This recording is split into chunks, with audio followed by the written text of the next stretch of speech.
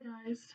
So I when I watched the video that our professor had us watch, um, about called Poor Kids, the story that really stuck out to me the most was Johnny's story because it really just started off like immediately as really hard because he and his family lived in like the Salvation Army homeless shelter.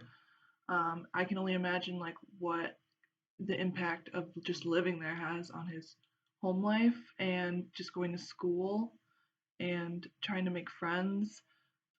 Elementary school and middle school and all that is not a nice place to be sometimes, and it's even harder when there's kids there that are gonna have a reason to make fun of you.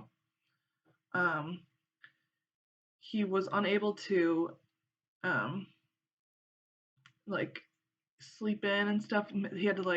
He and his whole family had to get in a van and drive his dad like 2 hours to take his dad to work where his dad was barely making enough, and then drive all the way back again, and then to drive back there to pick his dad up and drive back again. That alone has like can just be grueling, like just grueling in general to do that, every morning, which is just like insane to me. I think the other thing that sorry, I'm just like looking at my notes that I have on Johnny. It seemed what really inspired me about Johnny was the fact that he still had goals. And I think in chapter 7, um, it talks about like differentiating between like yourself and then like your family, and kind of having that sense of kind of still having that sense of self that sometimes can be lost when you feel like you need to help your family and support your family.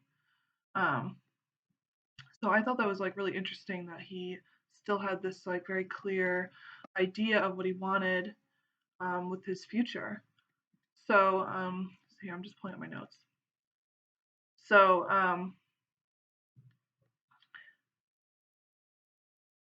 he wanted to play football. That was his big thing, is that he wanted to play football. But his neighborhood, it's either you have to be rich to go to school to play football, and he knew that the only way for him to get out of this neighborhood, to get out of this lifestyle, is if he does really well in school, which I thought was very inspiring because he really put forth a lot of effort into making sure that his grades are okay while helping his family. Those two things, that combination, can just it's just a very big pressure, puts a big pressure on like a child. Um, so the only people that he was hanging out with, like outside of school, was like the people that were at the homeless shelter. And unfortunately, some people that go to homeless shelters are not the best of people. Um, so he ended up getting with the wrong crowd. He he kind of threw away some of his goals to try to find this sense of community that he was looking for, because it seemed like he really was lost in terms of trying to find like a community, um, other than his family. It also is kind of hard when your family is just preoccupied with other things to really feel that sense of belonging within your own family.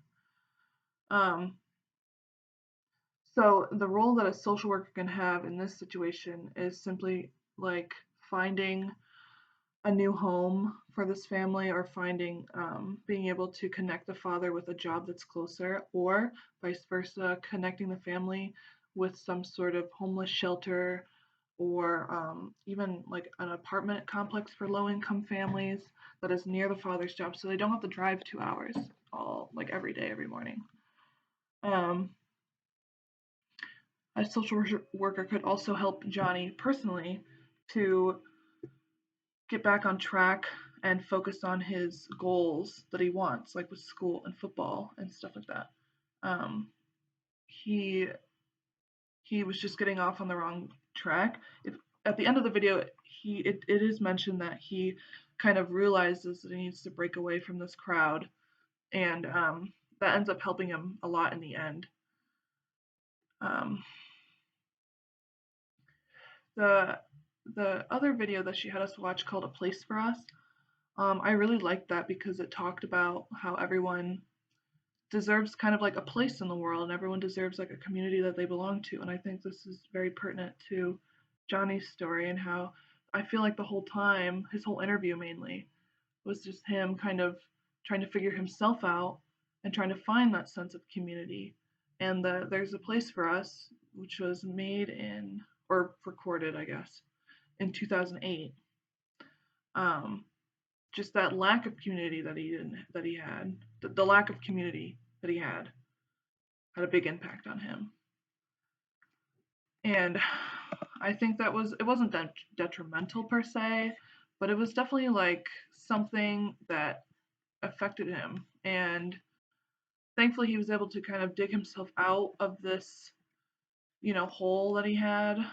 And although it like wasn't his fault that he got into the wrong crowd just because of the things that he was exposed to, it is important that he was able to recognize what was wrong, because that is a skill that I think is very important for anyone to have, just being able to differentiate between what is right for you versus what is wrong for you. Um, so I think in chapter 8, they were in chapter 8, sorry, Hutchinson described how small groups can have an effect on someone. And I think this is kind of relevant to his family, and how they just have a very his family, they all had like a shared schedule almost. They had a shared routine, they had shared food, they had shared experiences. They may have had different goals, but they shared a lot of the same things in a very small area. Um, and it definitely helped. I feel like it definitely helped a little bit with their struggle of poverty, because they had each other.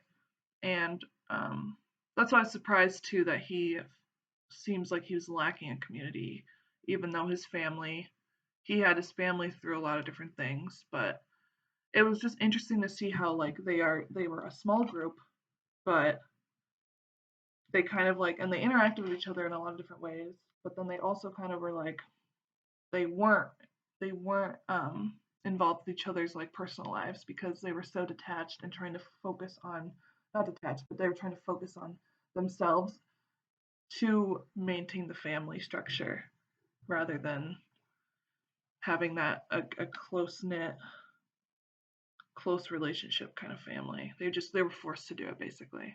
I don't know. That's kind of how I see it. Um, so while Johnny experiences like a lot of different like social hardships and just poverty in general, it is very inspiring to see him come out of it at the end and really kind of, you know, like I said before, just the fact that he was able to recognize what is wrong versus like what he was doing wrong, his actions and all that, and what he could do to make his life better and still achieve his goals. To some degree, while it might not be football immediately, he was still working and making money. Um, so, anyways, that's my analysis of the Poor Kids documentary, and yeah.